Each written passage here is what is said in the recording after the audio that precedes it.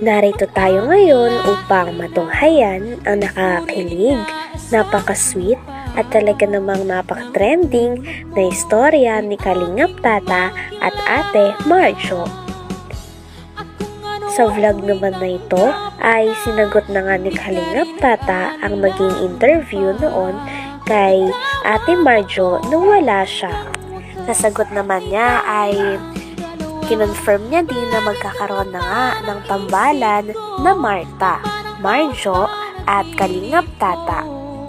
Sa tambalan naman na ito ay sabi ni Kalingap Tata ay dapat talaga nilang abangan sapagkat may mga scene na talagang pinaghahandaan ni Kalingap Tata, kaya naman nagpapa-abs daw siya sapagkat sabi din ni Ate Marjo ay more abs pa daw.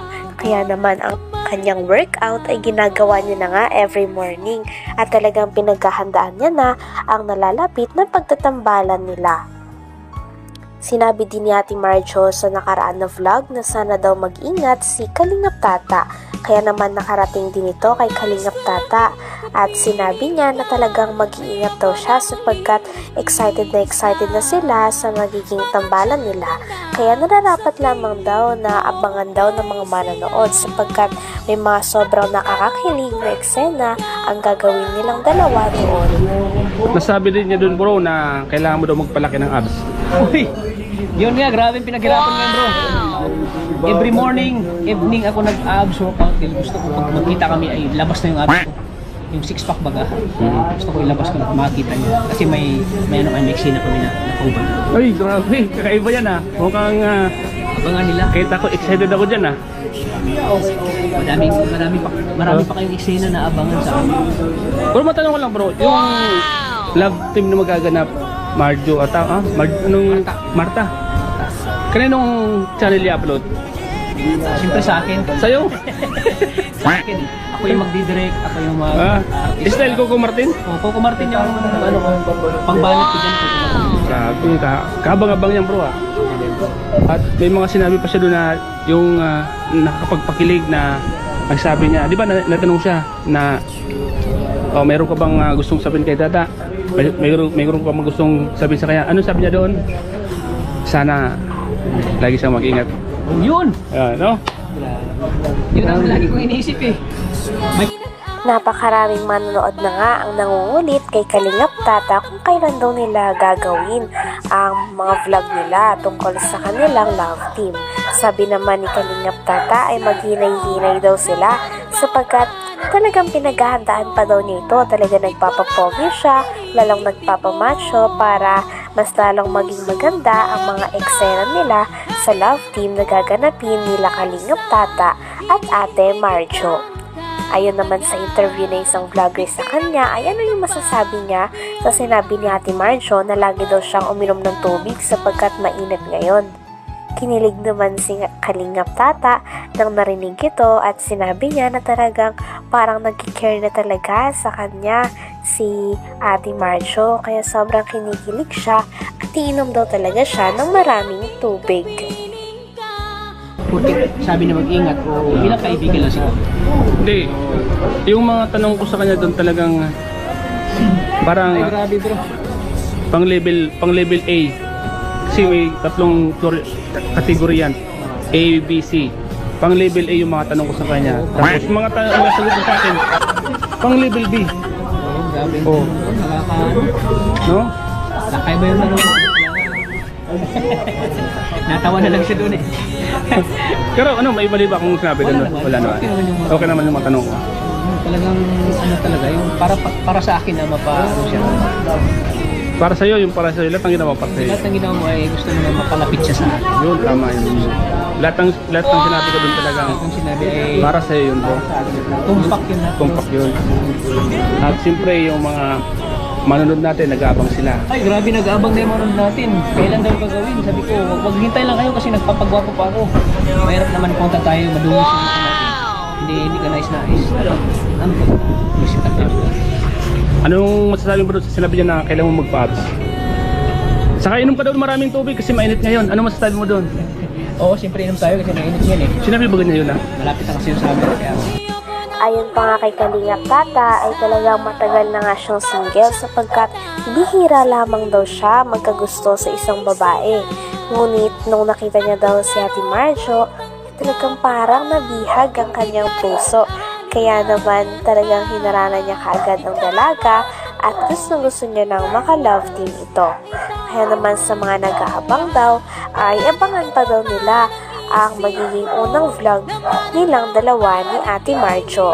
Dahil for sure, napakarami daw nakakakilig ng mga scene at marami daw talaga silang aabangan dahil si Kalingap Tata din ang magdadirect nito at sa channel din ni Kalingap Tata i-upload ang kanilang mga vlogs at mga nakakakilig na videos.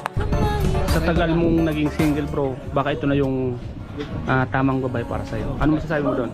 Siyempre kung kalubin mo ng Panginoon, pag kalubin mo ng Panginoon na ibigay sa atin ng babae para sa atin, ay tanggapin natin. Yan ay pagpasalamatan. Wow! Yan ay talagang binigay sa atin ng Panginoon para mahalin siya. Handa ka na bang mag-sacrifice bro? Oo, handa na ako mag-surprise bro. Kahit ano man yung mangyari? Kahit ano man yung mangyari, gagawin mo lahat? gagawin ko ang lahat. Sakripisyo lang talagang kailangan. Sakripisyo? Gusto mo sa babae, sakripisyo pa para sa ano bang mga asa ng mga viewers sa'yo bro? asahan ng mga viewers, ang asahan nila ay talagang gagawin namin ang best namin na para kayo ay ikiligin. Ano masasabi mo dahil marami na naghihintay? Sa mga marami naghihintay dyan, abangan nyo po. Hindi na kayo, baka mapabayaan yung mga trabaho nyo sa kapapanood. Abangan nyo po ang magaganap po sa Marta. Sa ngayon po, Kalingap Tata, may anong paghahanda ang ginagawa mo? Siyempre, ang paghahanda po na ginagawa ko, siyempre nag-workout ako, nag-gym ako para ma-appreciate yung katawan ko. Kasi sabi niya, gusto niya magkaroon ako ng abs. So, pinaghanda ko yun, nag-gym ako every evening, nag-gym ako. Siyempre, inom ng mga vitamins para lalo kayo maging blooming. Tinanong pa nga si Kalingap Tata kung sure na daw ba talaga siya kay Ate Marjo at sagot naman ni Kalingap Tata ay oo daw. Sapagkat bihira lang daw talaga siya makikita ng babae na katulad ni Ate Marjo na isang simple at walang kaarte-arte na babae at go with the flow lang at para sa good vibes. Kaya naman talagang excited na rin siya na makatrabaho at maka-love team si Ate Marjo. Talagang gagawin niya daw ang lahat at hindi daw siya susuko sa mga pagsubok. Talagang kitang-kita natin na ready na nga si Kalingap Tata sa mangyayari na love team sa kanilang dalawa ni Ate Marjo. Kaya naman abangan na lang daw natin kung kailan daw nila i-upload ang kanilang pinakaunang video at sana magustuhan nila dahil marami nga daw hinahanda si Kalingap Tata na mga nakakakilig na scene nang sa ganon ay maraming kiligin ng mga fans at manonood sa kanilang dalawa. Handang-handa na daw siya at wala na daw talagang atrasan dahil pinaghahandaan niya na ang mga pagsubok na mararanasan niya o sasabihin ni Ate Marjo. Kaya naman sabi nila ay kinikilig na nga daw sila kahit wala pa ang video. Kaya tsak na napakamaraming tao at mga fans ang manonood sa kanilang dalawa dahil talagang papatok daw ang kanilang love team, sabi na nag-interview na vlogger. Totoo ba yung nararamdaman mo sa kanya bro? Siyempre naman. Totoo. Sa nararamdaman mo na yun bro, ano man mangyari o ano man yung maging kainatnan, tanggap mo pa rin ba siya? O ano man yung siyempre may mga pagsubok na darating dyan, siyempre handa ka bang magtiis? Oo, handa ako magtiis bro. Para sa kanya bro, handa ako magtiis. Magtiisin ko ang lahat para sa kanya. Talagang tinaman ka sa kanya bro, ano? Oo. Kakaiba ka. Kakaiba. Ikaw yung